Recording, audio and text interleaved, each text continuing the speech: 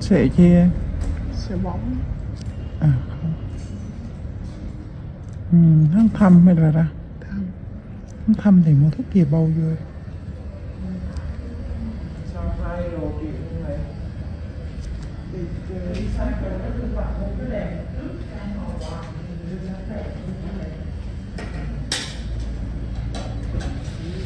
đang bị thăm mà thăm thì giờ dùng thuốc vô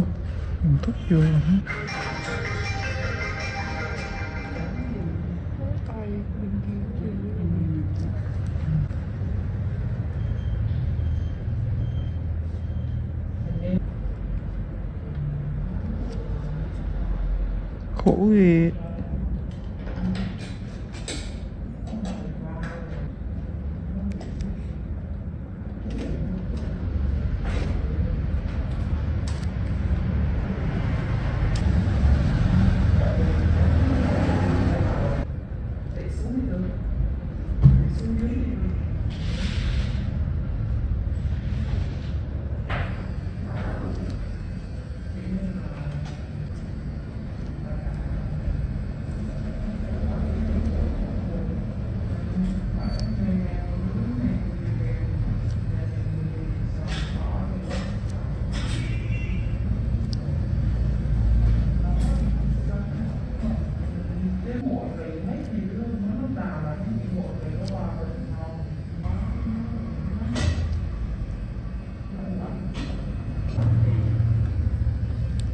Cái câu mà biển á giàu lắm.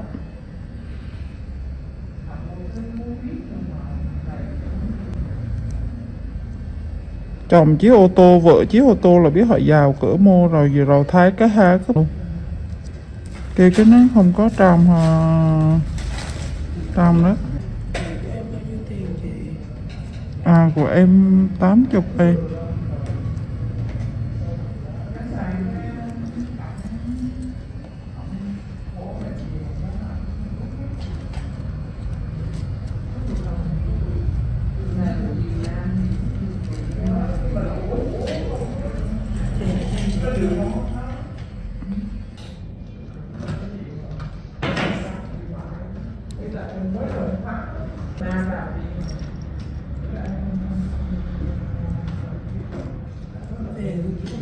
Rồi chị cảm ơn mấy ngày.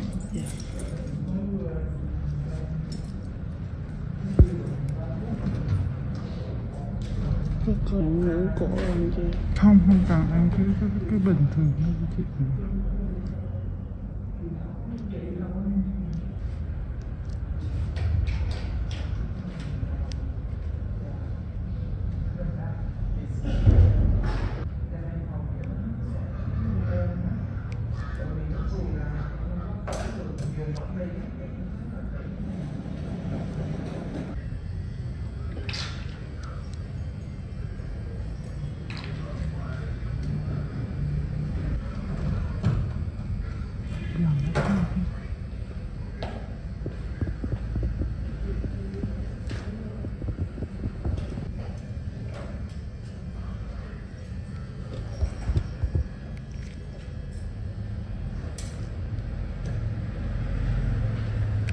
Chị khó xem nghe.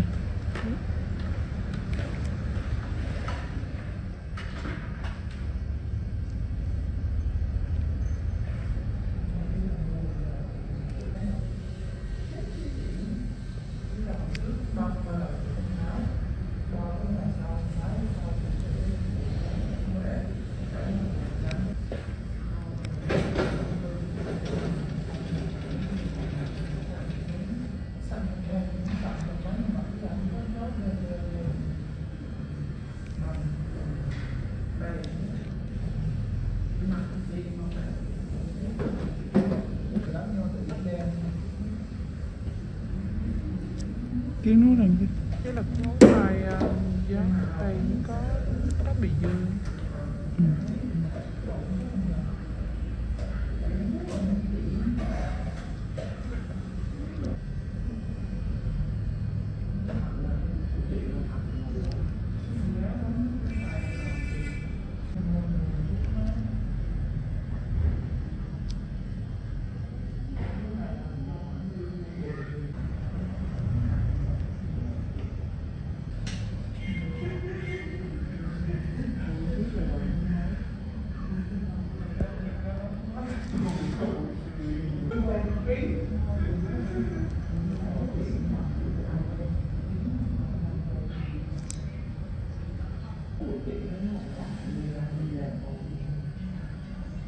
Mấy đứa nhỏ này sẽ hơi lao hơn chút đó Hạnh. Được mấy lần rồi Hạnh? Ừ. Hạnh đỡ chưa? Ghê đó hả? Lần thứ 4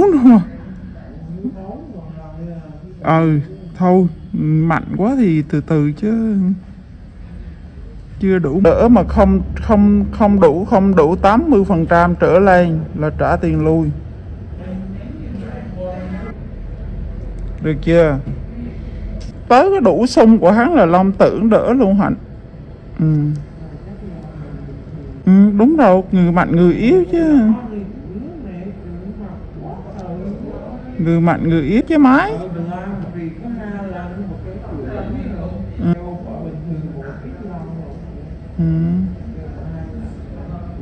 Con chịu quyện bán nó chỉ cỡ bao.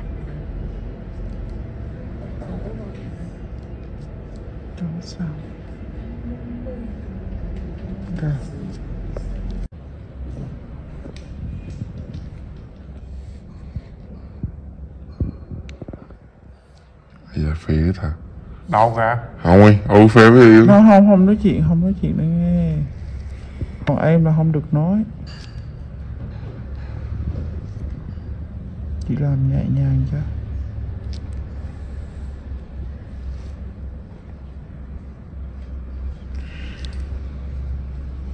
Không muốn cố nó mụn nhiều.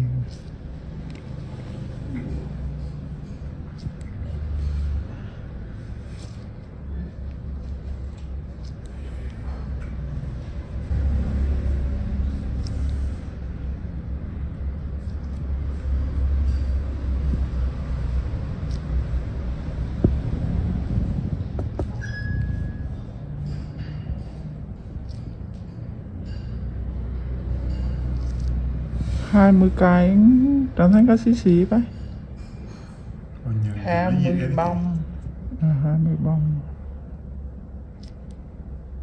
Thì cái nhìn trên mặt thấy dễ chứ nhìn nào đã thấy khó. Không có dễ đâu, phải nghề ấy. Tụi em cũng hay xem video nọng mụn lắm hả? Dạ có chị. Chào em sẽ được xem chính video của em. Với lại thường em mặt em có coi em coi cái mà. Mẹ em xem hả? Mẹ em xem mà chị mẹ em để em ra nặng rồi đúng không? Không, mặt của em thích là cũng làm nặng nhưng mà vì mà em mới đi xăm môi với xăm lông mày rồi. Đó hả? Thì bạn làm sau đó thì chúng mình sau đó này khoa cũng làm.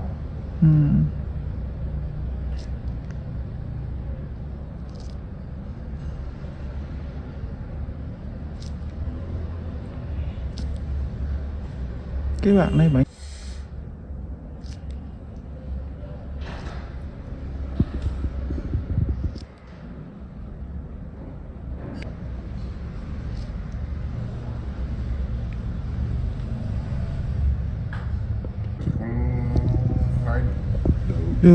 được chứ, đã làm nghề rồi là làm chỗ mình cũng làm được hết rồi.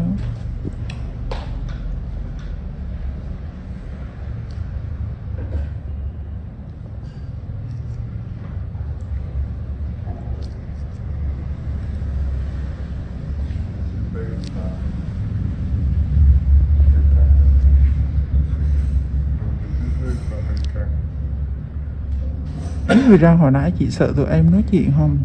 Sợ nói chuyện chập á, khách họ biết là chị không lấy tiền, mấy đứa sợ lộ nhỏ chứ không trên đó hằng ngày.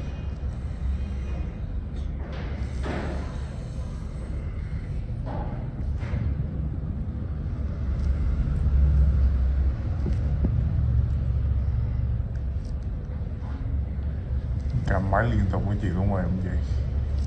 Không, chị quen.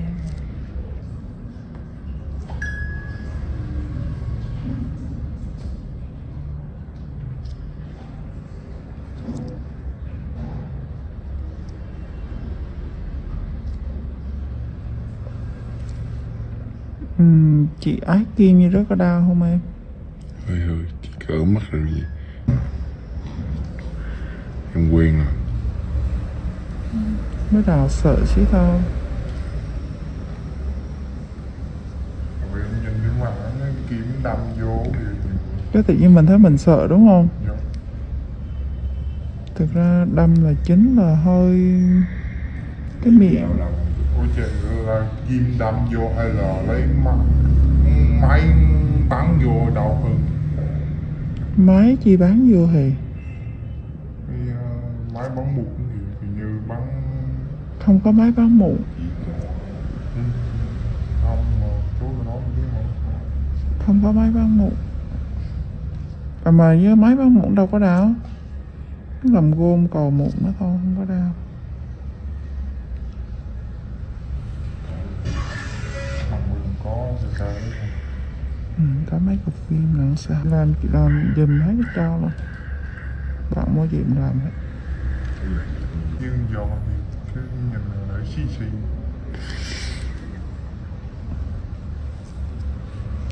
Chứ người chứ vẫn nhiều người ta nhiều quá em đó. Đau là nói chị nhỏ xong lại lớn là mà nhà vô bắt em nặng đấy Đầu này ít quá đau quá à. về hai là Ráng thêm Chỉ xíu cầm nữa cái rồi có. chị xong lại nha. viên hay kiểu là hết đầu vậy. Kiến Hiền xong cho cô đi cái Hiền. tới công việc của em rồi xin ra Anh đi cho anh làm lần đầu tiên đi. Làm xong đi rồi về xã Thái chị làm rất là ok. Ok em tin chị. Mấy đứa này học gì mà mở áo lại. Học từ nghề.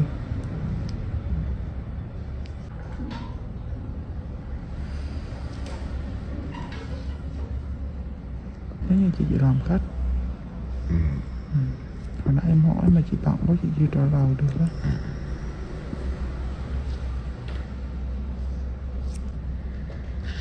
Cho dưới đi đâu Cố gắng một xíu. không sao. Khi em bị quấn luôn đó nhỉ. Người ta quấn em. Cố gắng một xíu à.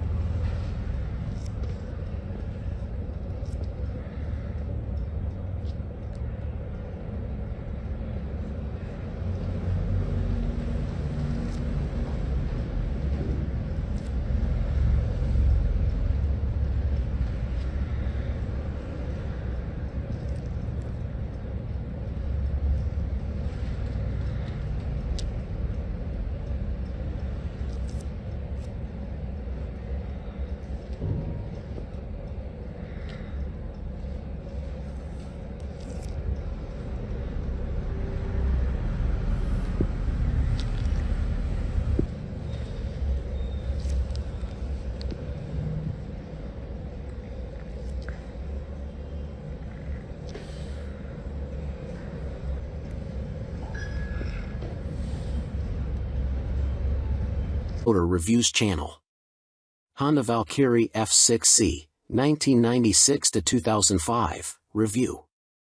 Basically a stripped-down Honda GL 1500 Gold Wing, with lower gearing and 6 carbs. The Honda F6C Valkyrie is actually reasonably good fun to ride, and some might say it's best made motorcycle in America. The Honda Rune 1800 looks like some kind of Dan Dare spacecraft, mental.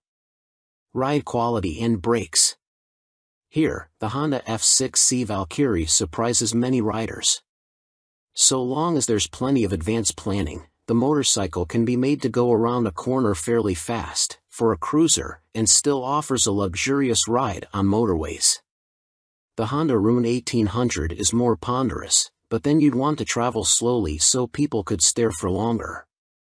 The Honda Valkyrie's big problem for many cruiser riders is that it just isn't a V-twin. Instead, a burbling flat-6 Honda GL 1500 Gold Wing motor seems to sanitized for most, too damn quiet. Sure, the Honda F6C Valkyrie's 100 brake horsepower motor is enough to send the thing whizzing along in unfeasible speeds, but it's easily out-accelerated by the Triumph Rocket 3, any old Yamaha VMAX and a whole boatload of rival power cruiser motorcycles these days. The Rune 1800 isn't really any faster. The Honda F6C Valkyrie rarely goes wrong, ever. It is a beautifully made motorcycle, with lavish chrome, thick paintwork and an engine that can cover 100,000 miles with basic oil/filter changes. The main problem with the motorcycle is keeping its hundreds of nooks and crannies clean. Double that cleaning time on the Honda Rune 1800. Our Honda Valkyrie FC6 owners' reviews show a very reliable bike, which is the norm for Hondas. For most of its life it was available as a personal import from the USA, and there aren't that many around, which keeps resale values high. Honda F6C Valkyrie motorcycles with the hard luggage touring kit on seem to be sought after. Buy a good used motorcycle and you can 5 years biking for about $2,000 in depreciation. The Honda Rune 1800 costs big bucks and is for lotto millionaires and poseurs only. Huge brakes, beefy forks and a proper two-person saddle are some of the useful features on the Honda F6C Valkyrie. It could use the reverse gear of the Gold Wing and there's no screen as standard on the Honda F6C Valkyrie.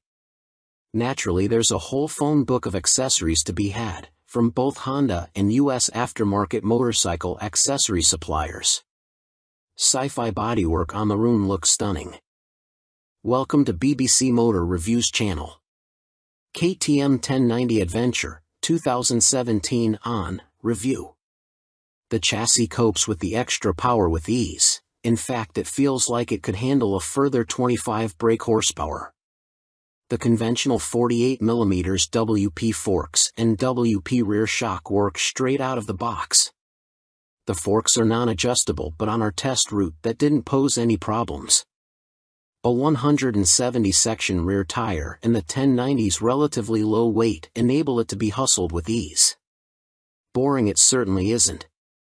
Unfortunately, we had less than ideal conditions to test the new 1090, but wet riding did highlight the bike's rider friendliness and near perfect fueling at low speeds.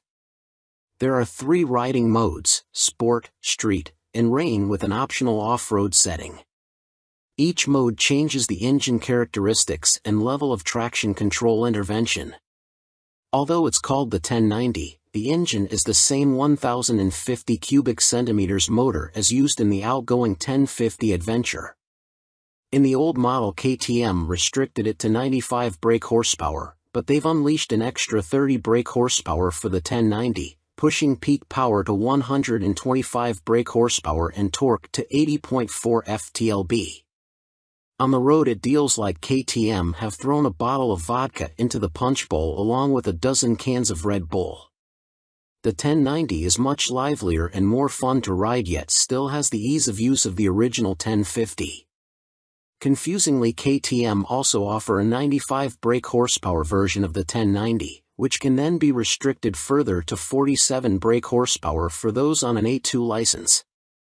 KTM's LC8 engine is a proven motor by now, with few problems to report, and KTM's Adventure family are well built. The 1090 Adventure comes in much cheaper than the more premium competition, without skimping on quality.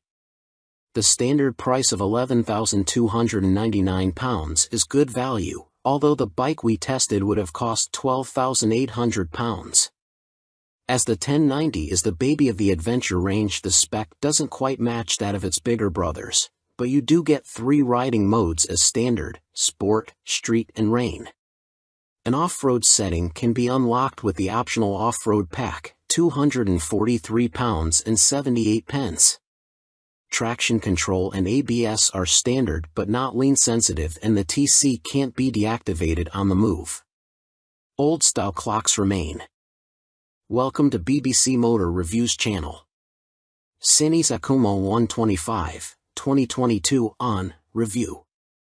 Priced at £2,599, the Akuma significantly undercuts the popular Honda MSX 125 Grom, which is its obvious target. And though my preference is for traditional-looking bikes with a retro feel, like the WK Scrambler or Cines's own Outlaw, after riding the updated Akuma, I'm genuinely impressed. Ride quality and handling are altogether spot on, and though not the outright fastest, it's plenty quick enough. Yes, perhaps the seat leans you a bit too far forwards, and at 6 foot tall my knees are a bit high, but this aggressive style and involving feel make the Akuma a confidence-inspiring and solid first ride for any newcomer. If I wasn't a skint student on part-time wages, I'd buy one without a moment's hesitation. Can't say much more than that. For 2022, the Cines has larger 14 inches wheels, upgraded from the previous 12 inches. Still small, they improve handling and give a stable feel around corners, while still making the Akuma very agile at low speed and in close quarters. The handling is smooth too, thanks to the suspension and low center of gravity, and with the seat pushing you forwards you can really feel every inch the bike. Leaning forwards into corners and tucking in on the straights, the Akuma might be a modern monkey bike but rides like, well, a proper bike.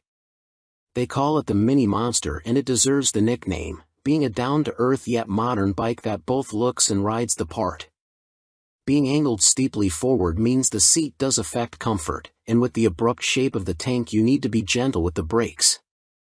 The Akuma is also very compact, it's physically smaller than my own WK Scrambler 50. However, although perhaps better suited to smaller riders, with its 820mm seat height, the Cines happily supports 6 feet of teenager. Both the front and rear brakes very good, and they're combined, which means the front is linked to the rear. There's no ABS, however. Being air-cooled instead of liquid-cooled doesn't really match the modern style of the Akuma, and with 9.7 brake horsepower it's not as powerful as other more modern bikes. However, this also means welcome simplicity, and you'll get your money's worth of reliability. It's also fast enough. Accelerating sharply and with a more than adequate 67 miles per hour indicated top speed, the Akuma feels swift and has the smoothest, easiest gear change of any 125 cubic centimeters bike I've ridden. Most noticeable of all the Akuma's features is the 3-tiered exhaust. It's not just an eye-catching MV Agusta styling trick, but 3 fully functioning pipes that sound ace as well as looking great.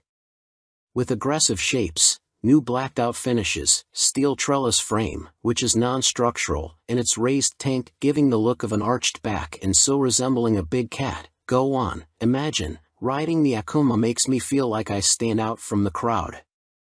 Which is important for the teenage market. Switchgear, components and overall finish look and feel pretty good for a $2,500 bike.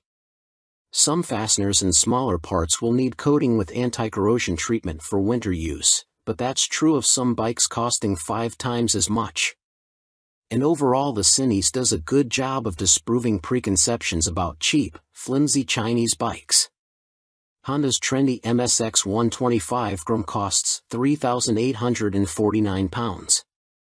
Yes, it's a bit nicer finished than the Cines and will hold its value better, but it's only got the same power, and the extra £1,300 over the Akuma can be a big ask for a cash-strapped teen. Benelli's TNT 125 is also made in China and costs the same as the Cines. It's got a couple of horses more and a neat-looking trellis frame, but it's also a tad gaudy and in your face. Picking between them is as much down to their image and personal preference as anything else. Tech fan? You'll be interested to learn that the display now has multiple color options as well as brightness settings. At first, I thought it was just another knick-knack, however it is helpful especially in changing weather or when looking through a tinted visor. And it's like socks with days of the week on, every day can be a new color.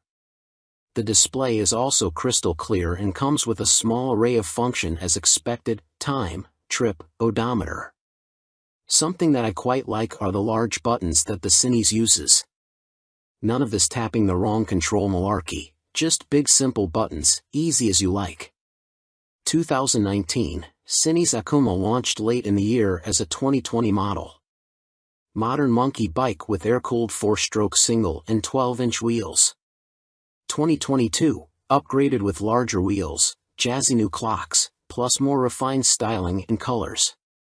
Replacing the stock bike's KYB suspension, the SP features Gen 2 Öhlins semi-active suspension, NIX 30 SV forks and a TTX 36 SV shock, which automatically controls the damping levels while leaving spring preload manually adjustable.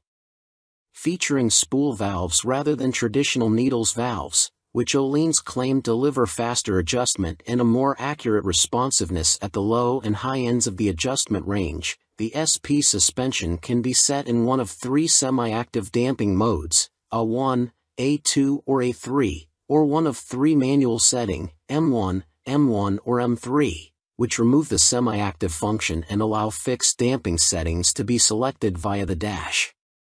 An incredibly impressive system, the semi-active suspension responds to undulations in the road surface instantly, smoothing them out and making the SP feel like it is gliding over the bumps. Harsh ones still give you a kick, but unlike on a conventional system, the semi-active damping instantly recovers and keeps the MT nicely composed, a feature that reduces its tendency to shake its head when exiting bends under hard acceleration. On the UK's roads, A2 is the best option for bumpy B roads where A1 suits fast, smoother road better, and A3 is more for straight-line cruising, as when the pace ups it feels a bit soft at the rear end. And the SP's brakes are better too.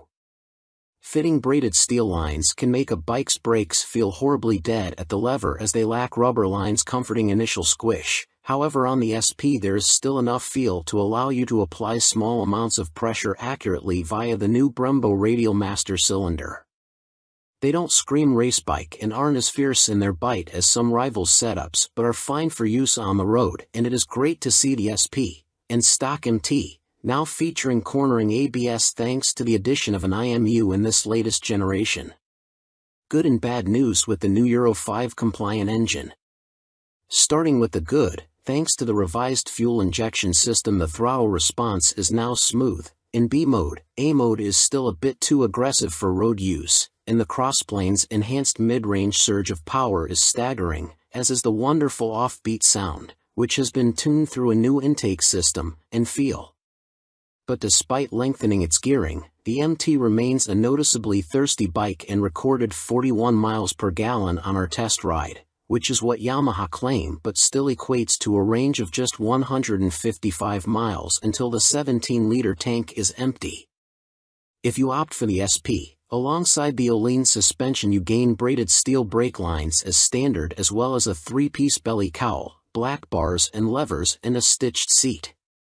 Unlike the stock bike, which comes in 3 color options, cyan, blue and black, the SP is only available in Icon Performance, and it also features a polished metal finish on its swing arm where the stock bike has a black painted one.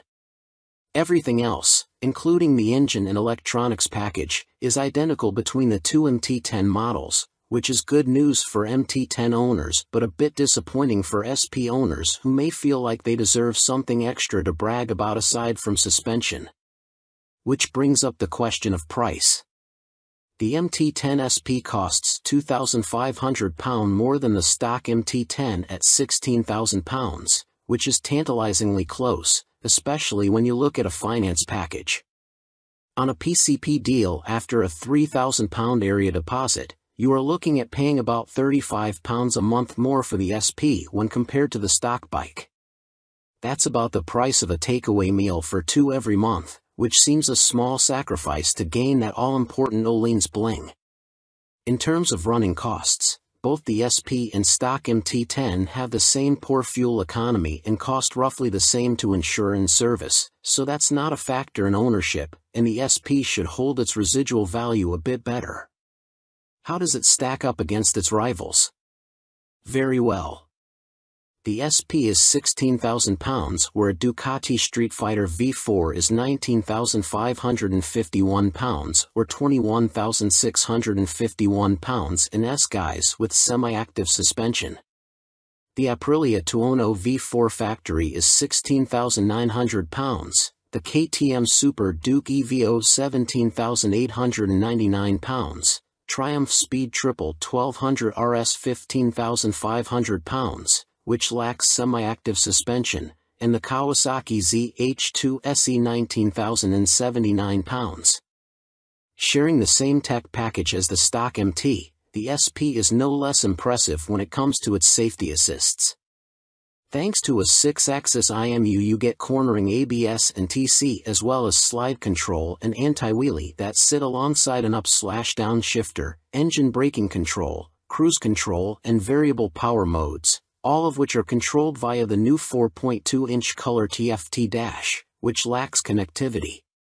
While the electronics perform faultlessly, and the quickshifter is excellent, it is tricky to see which of the various acronyms you are selecting should you wish to tweak their. Welcome to BBC Motor Reviews channel. Triumph Rocket 3, 2020 on review.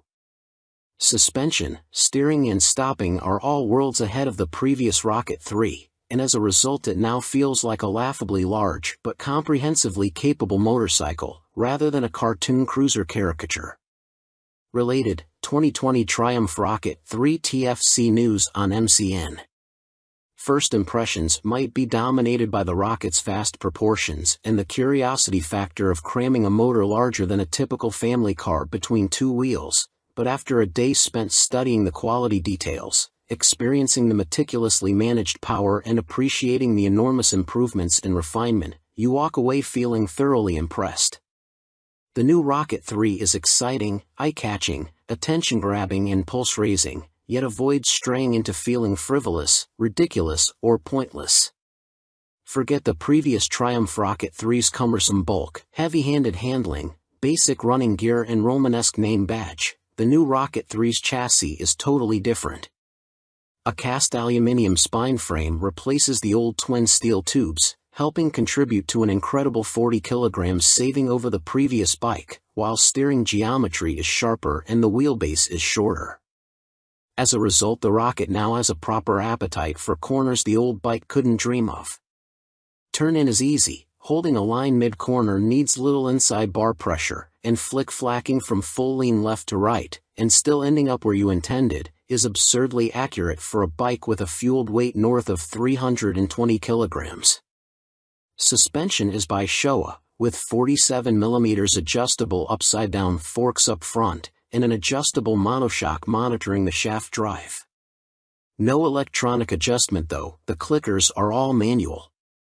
The front's set pretty firm, meaning you can haul hard on the flagship Brembo Stylema front brakes. Even the rear brake is a 4-pot radially mounted caliper, to generate huge stopping force without the bike trying to tie itself in knots. Ride quality is generally good, though the short travel shock, just 107mm, has to work hard and can feel bouncy. Drive hard and you can clearly feel the rear end of the bike jack up though, a result of the torque reaction from the shaft drive being unchecked by any kind of parallelogram setup. The Rocket 3 comes in two flavors, Roadster R and Touring GT, with the main difference being riding position. The R has a higher seat, mid-set foot pegs and narrower bars, giving a more aggressive Street Fighter stance, while the GT's lower seat, feet-forward controls and wider, higher bars give a relaxed, cruiser feel. Everything is transferable between the bikes, meaning you can create whatever kind of muscle-power touring cruiser you like. Into the bin goes the Rocket 3's 2,294 cubic centimeters triple, replaced by this all-new, gruntier, smoother, cleaner, stronger and smaller 2,458 cubic centimeters engine. Huge 110.2mm pistons eclipse the old 101.6mm items, while stroke is significantly reduced, down from 94.3 to 85.9mm, allowing Triumph to make a shorter motor. Peak torque is identical to the previous Rocket 3 Roadster, at 163 lb-ft, but the new motor holds onto that grunt for longer as revs climb.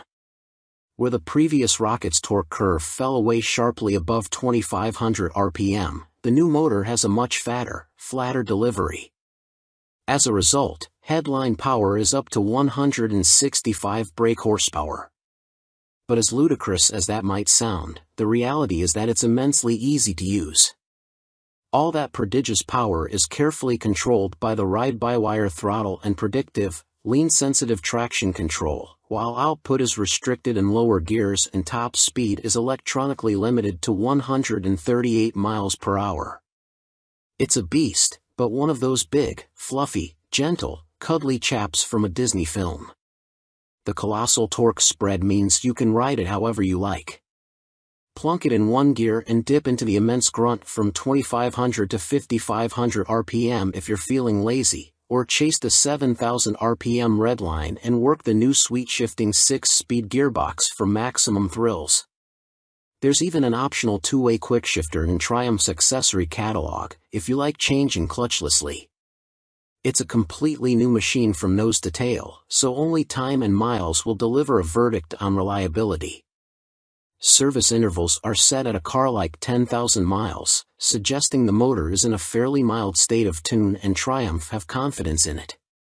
Looking over the bike in the metal, everything appears high quality, as you'd expect for 20,000 pounds.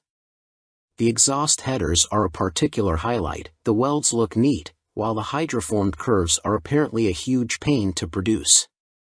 Everything seems tucked away neatly, there are no vulgar cables or hoses dangling about anywhere, and wiring runs inside the handlebars.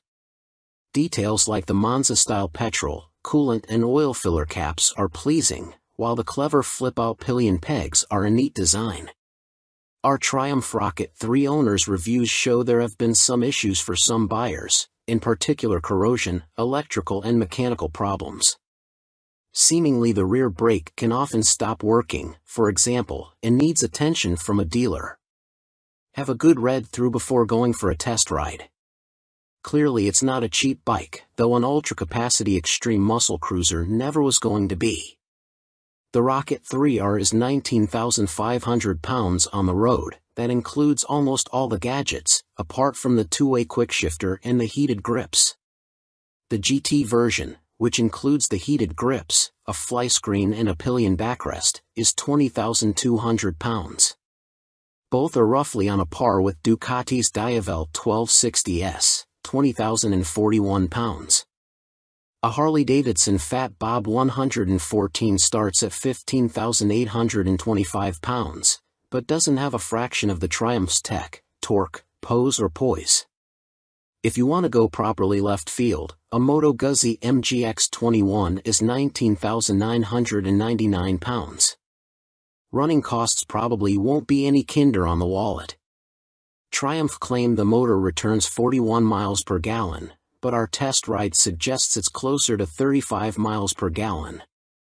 That 240 section, 16-inch rear tire isn't cheap either. Sign picking the bike up in March I have had a headlight replaced under warranty, main beam sticking on, and the second which has really put me off was the rear brake losing all braking power.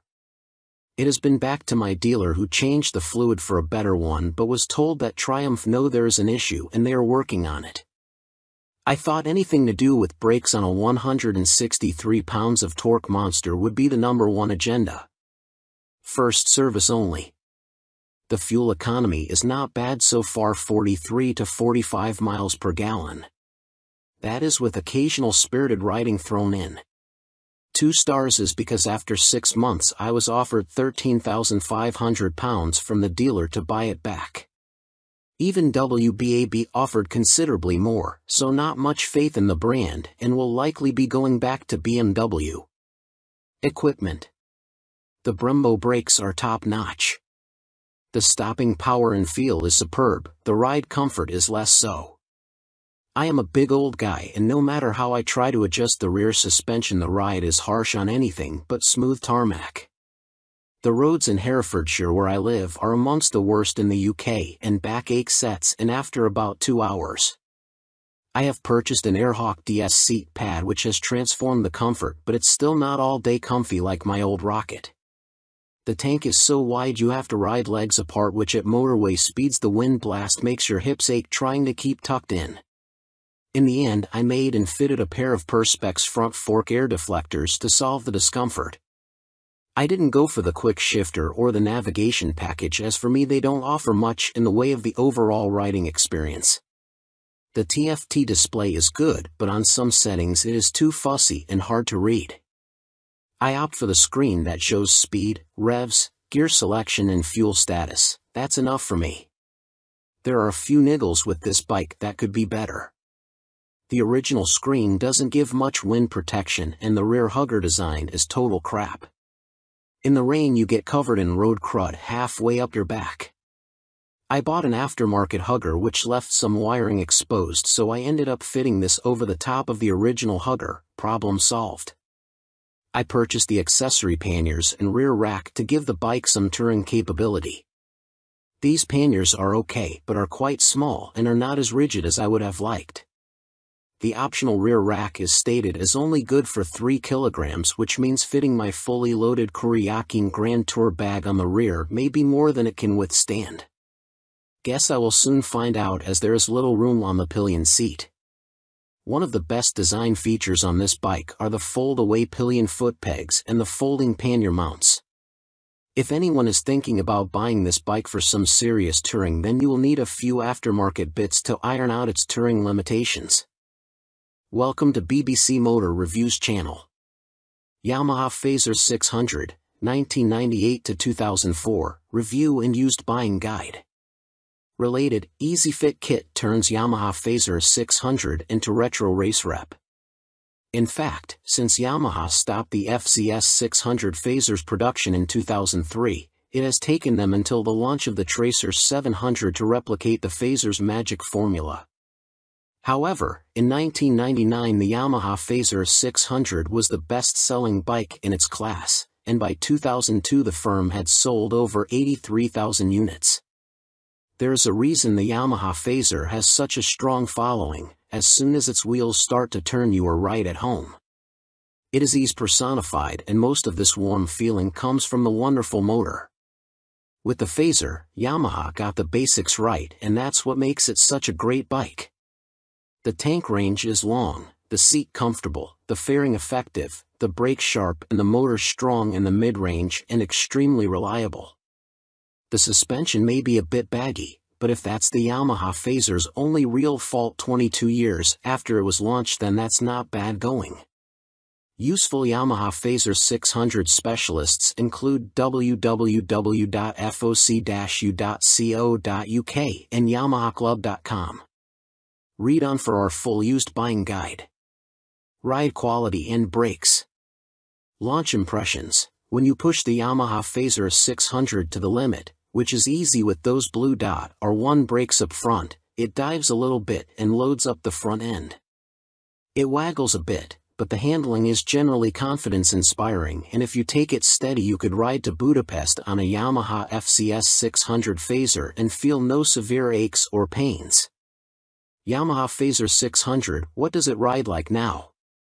With limited suspension adjustment, post-2000 models have variable damping in their forks. The Yamaha Phaser is a bit wobbly in the corners, and the Sumitomo calipers shared with the R1 quickly overwhelm the forks when you brake hard.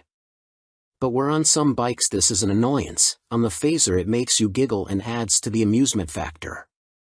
There's just under 100 brake horsepower in the Yamaha FZS 600 Phaser's detuned Thundercat 600 cubic centimeters, 4-cylinder engine, and that's plenty for backroad fun, as well as motorway commuting if needs be. The Yamaha FZS 600 Phaser delivers its power in a wide spread, and the 6-speed gearbox is there if you feel like playing tag with sports bikes.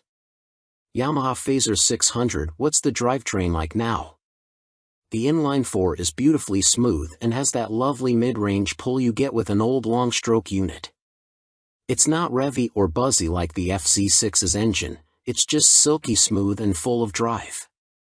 The gearbox may be showing its age, the linkage is notoriously sloppy when worn, but it clunks into gear with a reassuringly solid feel, and the bike is more than happy to break the national speed limit when asked. The Yamaha Phaser is a fairly well-made motorcycle, and except for the black painted downpipes rotting away, or the brake calipers seizing up, the Yamaha Phaser doesn't suffer big problems. It can rack up very high miles with regular servicing. Apart from its thirst for fuel, it would make a great dispatcher's motorcycle. Yamaha Phaser 600 reliability. We've got a whopping 52 Yamaha Phaser 600 owners reviews on the site, and the bike scores 4.6 stars out of 5 overall, with the same score for build quality and reliability. This is an incredibly high score, meaning it's safe to say you can depend on the Phaser 600. Minor issues include the Phaser lacking more modern equipment such as more electronics, but this is an old bike now. You can't expect the world. Its value more than matches its spec. Yamaha Phaser 600 common problems. Early ignition barrels aren't very strong. Check it works smoothly and that the ignition key works the fuel cap and seat lock. The headlight bracket bends if the bike is in an accident and few people replace it, so always check the fairing looks square on the bike. The steel swing arm can trap water and rot around the chain adjusters, so inspect this area well for any obvious rust damage. The Phaser has a 110/70 front tire and as a result tire choice is limited. You can fit a 120/70, but this can interfere with the mudguard. Yamaha Phaser 600, a mechanic's take. By Chris Spinks, Chief Instructor, Metropolis Training School. The key factor when buying a used FCS 600 Phaser is seeing if it goes into second gear. First gear on the Phaser is quite short and the jump to second puts a lot of strain on the gearbox. This can cause the second gear selector fork to bend and that leads to a really stiff change and eventually a broken gearbox. On a cheap bike such as a used Phaser, that can write the bike off as replacing it is not economically viable as a complete gasket kit costs £500. That said, when I destroyed my Phaser's gearbox on a track day, I bought a new motor for £400 and swapping them over was fairly simple. The sprocket retaining nut is a classic Phaser fault and well documented. The nut comes loose, the sprocket slides off the shaft and then sits on the threaded part of the output shaft. People think the clutch is gone and rev the motor, which causes the sprocket to strip all the threads off the shaft. You can slide the sprocket back on and spot weld it in place, but you need to be careful not to overheat the seals. As long as you fit the nut correctly using the locking washer you should be fine, although Yamaha did release a deeper threaded nut and this sorts the issue. The lights on the Phaser are poor, but on the 1998-9 model the bulb vibrates and creates a white powder that fills up the lenses. This is impossible to remove and makes the light even worse. Some owners change the lume to convert the Phaser to twin headlights, which is very easy but you need to tilt the main beam down or it will fail an MOT. After 15,000 miles the shock will be duff. I'd recommend getting the forks rebuilt and buying an aftermarket shock. Don't be tempted to go for a stiff fork springs, I've found softer ones works better. When it comes to the finish the paint likes to flake off from the engine's fins, so don't jet wash the engine, and check the downpipes.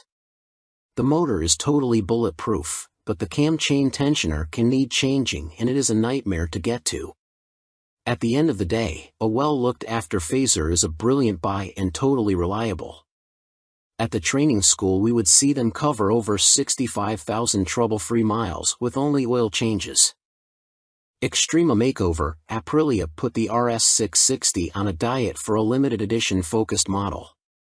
Alongside the surprise launch of their 2023 BX450, Bimota have shed more light on supercharged Tessie Tourer currently in development. Now officially called the Terra, we first caught a glimpse of the bike as a basic design sketch at the 2021 EICMA show, with a spokesperson for the Rimini firm later confirming to MCN that it would be powered by the 4-cylinder motor found in Kawasaki's Ninja H2SX range. Never before have Bimota been present in this market segment, Bimota COO, Pierluigi Marconi, said in a statement. No one has this much fun and function in one package. The Terra is an attention grabber that will act like a halo for Bimota by attracting further consumer attention to our impressive vehicle lineup, he continued. Although details remain scarce, Bimota have gone into some depth on the new steering system, which sits diagonally between a front subframe and the front wheel. There are no front forks like a conventional motorcycle, which should aid front-end stability and the ability to trail brake into a corner. This is because braking forces are kept away from the front suspension, leaving it free to deal with bumps in the road. These systems can reduce front-end feel though. Until now, Tessies were only made for the sports segment. Marconi told MCN at EICMA 2021, "We'd like to put the Tessie name to adventurers, tourers, and bikes like that. Our philosophy is to have two lines of bikes," he added. One is the Tessie line and one is for more traditional models. We like to follow the two concepts, because although a Tessie chassis has a lot of advantages, for some riders it is still too much of a novelty. Alongside the funny front end, Bimota have also confirmed that the Terra will receive semi-active suspension developed in partnership with Marzocchi. The ride height can also be adjusted either manually or electronically by 30 mm. Also expect to find 5-spoke forged alloy wheels too, which should help to keep unsprung mass down. It went from first sketch to full-size model in few months using computer-aided design, Marconi continued. You ride some bikes because you have to, but you ride these Bimota because you want to.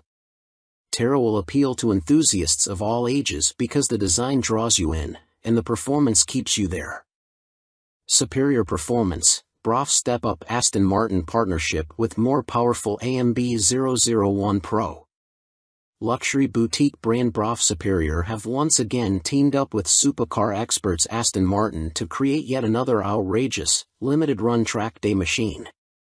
The AMB 001 Pro made its debut at the EICMA trade show in Milan and follows in the footsteps of the first-generation €98,000 AMB 001, which entered the public consciousness back in autumn 2019 and has since sold out. The standard track-only 001 features a turbocharged 997 cubic centimeters liquid-cooled V-twin engine that sits as a stressed member in the chassis. The 175 kilograms, dry, Pro uses a CNC machine version of this unit as a stressed member with a claimed 25% increase in power to 221.9 brake horsepower. There's also carbon fiber bodywork said to be inspired by Aston Martin's 1,000 brake horsepower Cosworth-built 6.5-liter V12 Valkyrie AMR Pro hypercar. The success of its predecessor, coupled with the incredible Aston Martin Valkyrie AMR Pro, inspired us to get together again to create a new superbike, one that we know will excite our customers, BROF Superior CEO Thierry Henriette said. We are particularly proud of the new engine type, with a crankcase fully machined from solid billet aluminium, which is a unique feature for a production motorcycle. With the marked increase in power, this takes AMB 001 Pro into the hyperbike sector. Machined from AL 5000 solid billet aluminium alloy, the uprated motor also gets a new cylinder design, with wet cylinder liners for greater cooling, which should help with the longevity over prolonged hard use. Limited to 88 units in total, the Pro will not be homologated for the road and will be built by hand at the BROF factory in Toulouse, France. Orders are now being taken, with the first deliveries expected in the final quarter of 2023. The bike shown at EICMA was a prototype. It's a beautifully simple formula. Form plus technology equals performance, Marek Reichman, Executive Vice President and Chief Creative Officer of Aston Martin, said. We've achieved this fluidity again with BROF Superior for those who desire a track superbike like none other. The rider is part of this moving sculpture and will literally feel as though they are part of the track when laying atop the AMB 001 Pro. But it's not all about engine performance. A quick glance at the side profile of the Pro reveals more extreme bodywork, with a more pronounced tail, winglets, and a rear carbon disc wheel design. There's still next to no front wind protection though, which could be unpleasant at speed and take away from the riding experience. Gone is the underslung exhaust exit from the standard 001 too, with a single pipe on the right side of the bike protruding above the fat 200 section rear tire and shark-like aero wing. In a nod to Aston Martin's racing success, the 001 Pro features a striking jade green livery, with a blacked-out motor and suspension. This suspension system comes in the form of a front double wishbone setup adjustable for preload and rebound, plus a rebound and preload adjustable monoshock. Naked Ambition, CF Moto unveil NKC22 concept. CF Moto weren't short of new bikes to show us at the EICMA trade show in Milan, including this naked roadster concept called the NKC22. The bike uses an 800 cubic centimeters parallel twin engine, presumably the same KTM 790 lump used in Kfmoto's 800 metric tons models, but wrapped in a lightweight, sporty chassis. This concept version is covered in forged carbon bodywork with an engine fairing that doubles up as an aerodynamic wing. Front forks are heavy-duty upside-down units and look to be fully adjustable, while at the back a stylish single-sided swing arm holds a rear wheel blanked off with carbon inserts. CF Moto reside at the economical end of the motorcycle market, and so even this concept version gets J.1 brakes rather than the full Brembos used on last year's track-focused SRC21 concept. Twin SC Project exhausts complete the aggressive, sporty look and would, from the looks of them, far exceed UK homologation noise limits, so expect something more sensible on the finished bike. The M button on the left switchgear and the word Street on the bottom of the TFT dash display suggest that a selection of rider modes is available with up and down buttons for cruise control also included. And the telltale phone symbol elsewhere on the screen means there's smartphone connectivity, too. CF Moto reside at the economical end of the motorcycle market, and so even this concept version gets J.1 brakes rather than the full Brembos used on last year's track-focused SRC21 concept. Twin SC Project exhausts complete the aggressive, sporty look and would, from the looks of them, far exceed UK homologation noise limits, so expect something more sensible on the finished bike. The M button on the left switchgear and the word Street on the bottom of the TFT dash display suggest that a selection of rider modes is available with up and down buttons for cruise control also included. And the telltale phone symbol elsewhere on the screen means there's smartphone connectivity, too. Naked Ambition, CF Moto unveil NKC22 concept. CF Moto weren't short of new bikes to show us at the EICMA trade show in Milan, including this naked roadster concept called the NKC22. The bike uses an 800 cubic centimeters parallel twin engine, presumably the same KTM 790 lump used in Kfmoto's 800 metric tons models, but wrapped in a lightweight, sporty chassis. This concept version is covered in forged carbon bodywork with an engine fairing that doubles up as an aerodynamic wing. Front forks are heavy-duty upside-down units and look to be fully adjustable, while at the back a stylish single-sided swing arm holds a rear wheel blanked off with carbon inserts. CF Moto reside at the economical end of the motorcycle market, and so even this concept version gets J.1 brakes rather than the full Brembos used on last year's track-focused SRC21 concept. Twin SC Project exhausts complete the aggressive, sporty look and would, from the looks of them, far exceed UK homologation noise limits, so expect something more sensible on the finished bike. The M button on the left switchgear and the word Street on the bottom of the TFT dash display suggest that a selection of rider modes is available with up and down buttons for cruise control also included. And the telltale phone symbol elsewhere on the screen means there's smartphone connectivity, too. CF Moto reside at the economical end of the motorcycle market, and so even this concept version gets J.1 brakes rather than the full Brembos used on last year's track-focused SRC21 concept. Twin SC Project exhausts complete the aggressive, sporty look and would, from the looks of them, far exceed UK homologation noise limits, so expect something more sensible on the finished bike. The M button on the left switchgear and the word Street on the bottom of the TFT dash display suggest that a selection of rider modes is available with up and down buttons for cruise control also included. and the telltale phone symbol elsewhere on the screen means there's smartphone connectivity, too. Fantic released their first twin, the Caballero 700 Scrambler. Fantic has revealed their first modern-era twin-cylinder machine with a 700 cubic centimeters scrambler joining their Caballero range. Fantic are making the most of their partnership with Yamaha, announced at the beginning of 2021, as the bike uses the 689 cubic centimeters, liquid-cooled Euro 5 engine seen in the MT-07, Tenere 700 and R7. There has been no retuning of the CP2 twin either, as Fantic claim the Caballero will hit the showrooms in April next year, boasting 75 brake horsepower and around 50 lb-ft of torque, identical to the R7 and considerably more than the 40 brake horsepower and 31 lb-ft of torque of the Caballero 500 Scrambler. Elsewhere, the 700 sports the same 19 inches front and 17 inches rear, aluminium, spoked wheels as its small-capacity sibling. The engine sits in a single backbone-style frame made from CRMO steel attached to an aluminium swing arm, giving it a wheelbase of 1,460 mm, 35 mm longer than the 500 version. One of the most immediately obvious differences between the two capacity scramblers is the exhaust system. The new 2-into-1-into-2 setup runs under the engine, over the swing arm to exit in roughly the same position.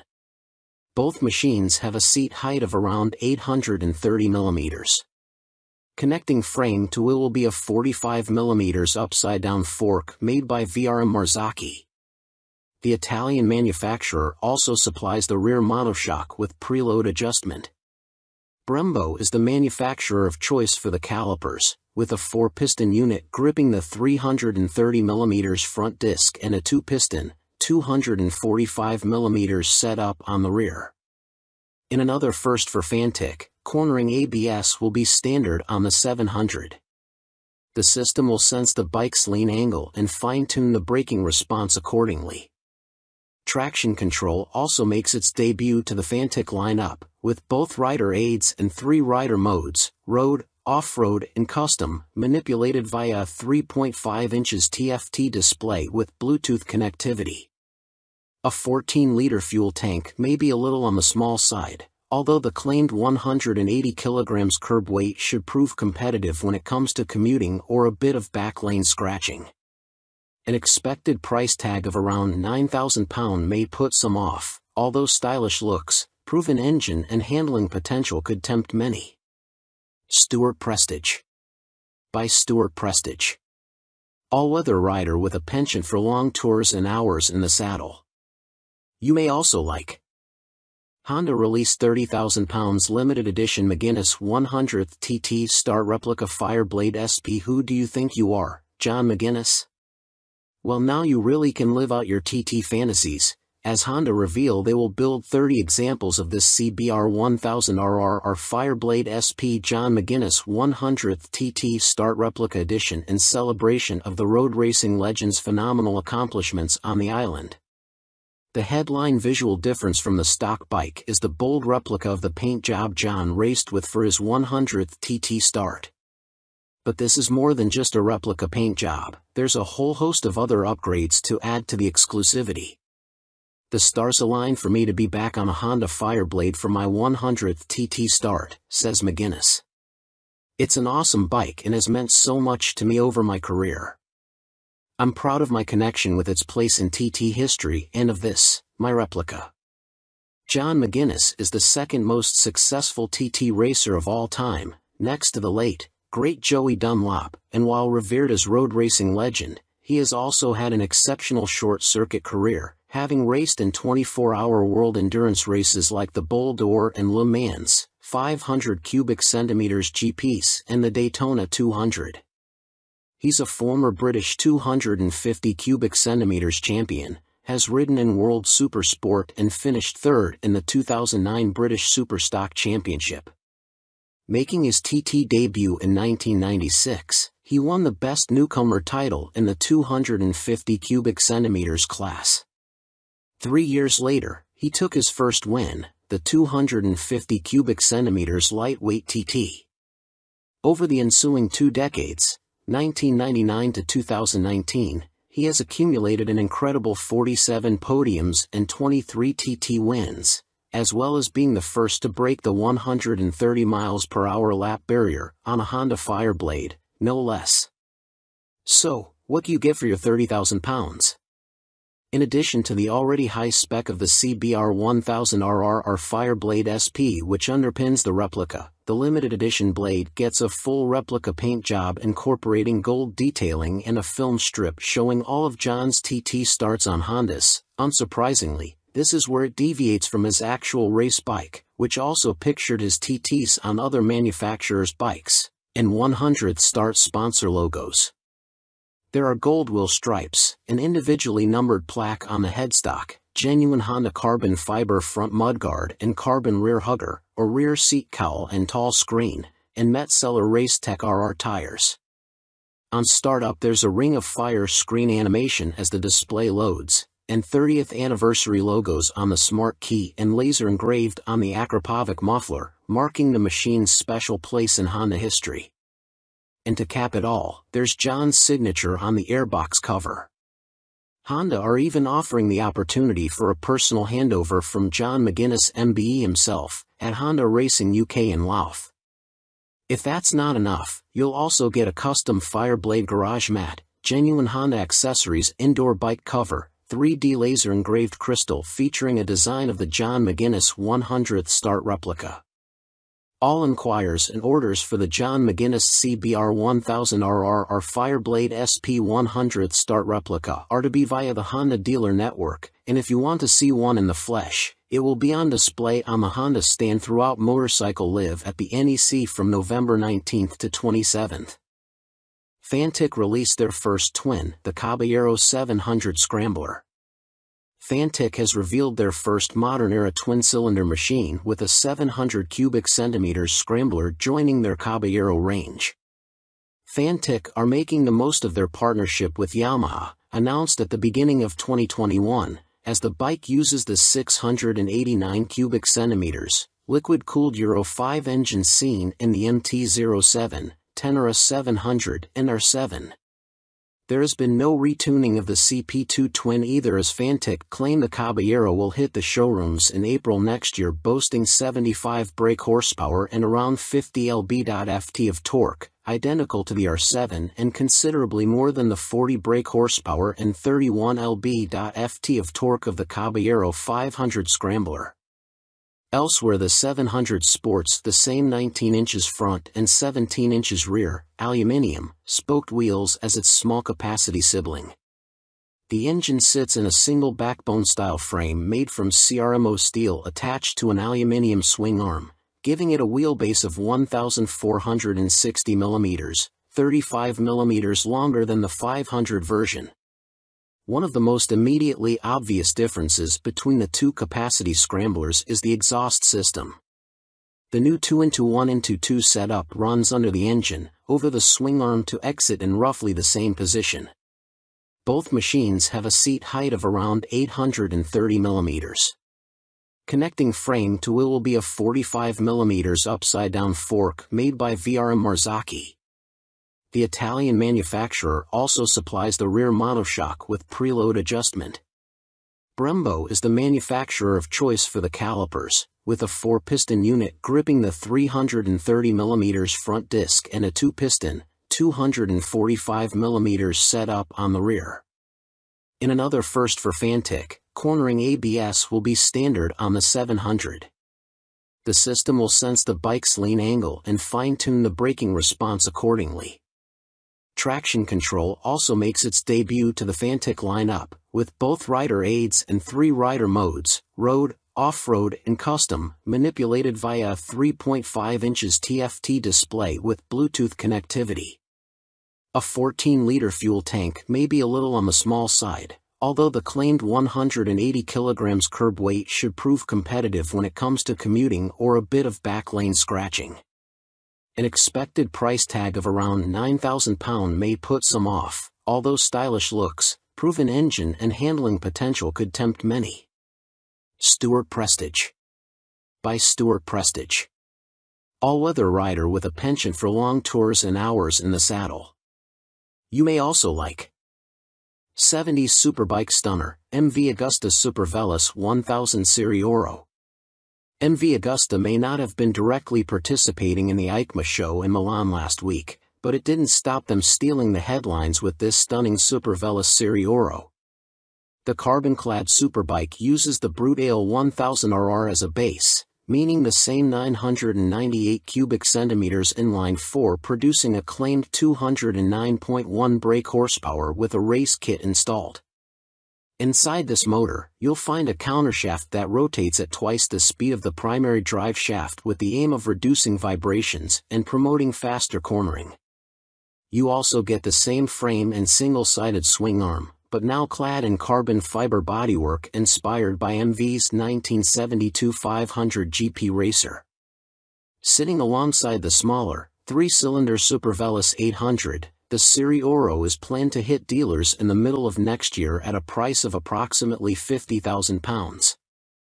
In total, 40 elements of the bike are finished in carbon fiber, including a set of winglets that MV claim produce 39.2 kilograms of downforce at 199 miles per hour.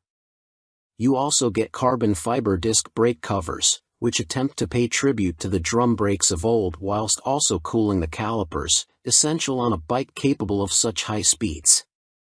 MV Agusta also claim the design allows air to flow around the brakes towards the coolant and oil radiators for better temperature control. There are air vents along the carbon fairings, too.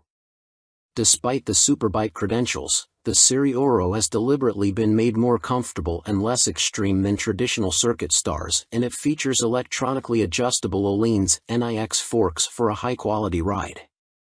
They are matched to an Öhlins TTX rear shock, which bolts directly to the swing arm.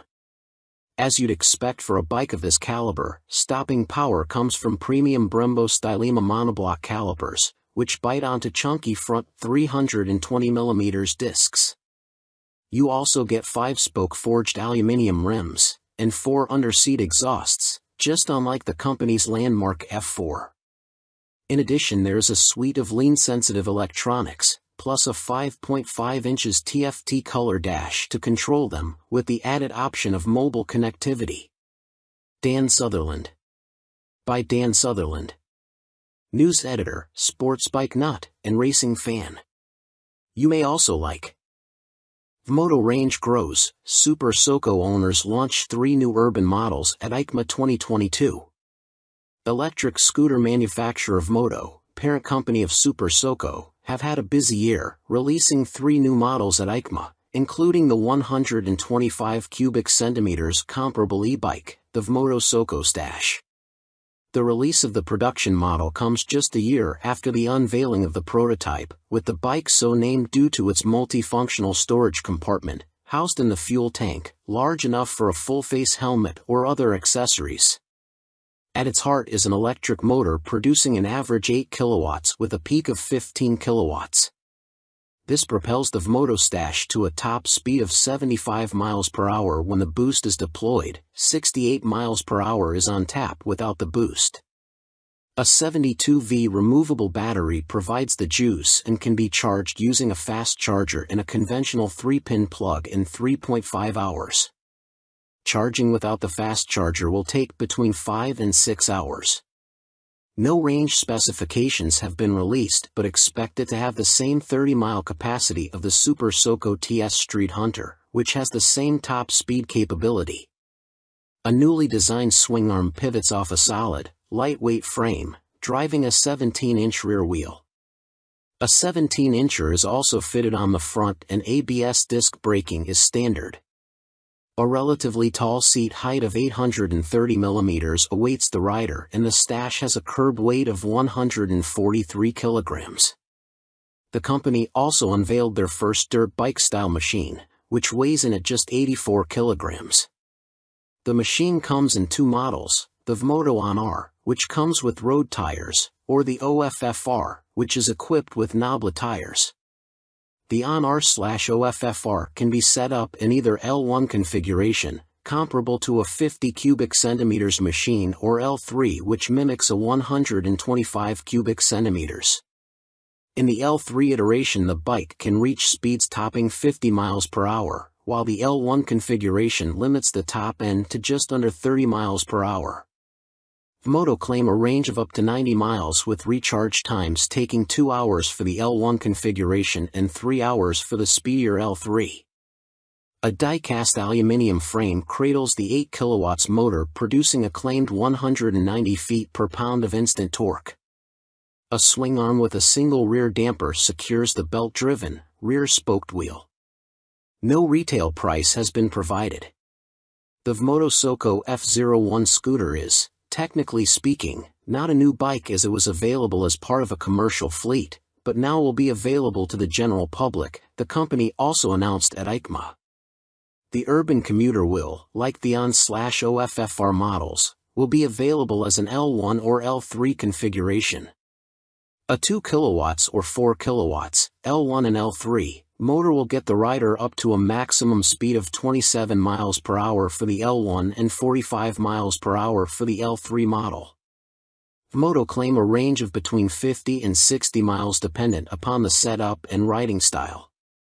The charging time of the removable battery is 3.5 hours with a fast charger using a domestic 3-pin plug or 6 hours without the fast charger. Coming in at 110 kilograms with a seat height of 855 millimeters, the F01 should prove a popular choice for city transportation. The F01 will be available in white, light or dark blue, red and black.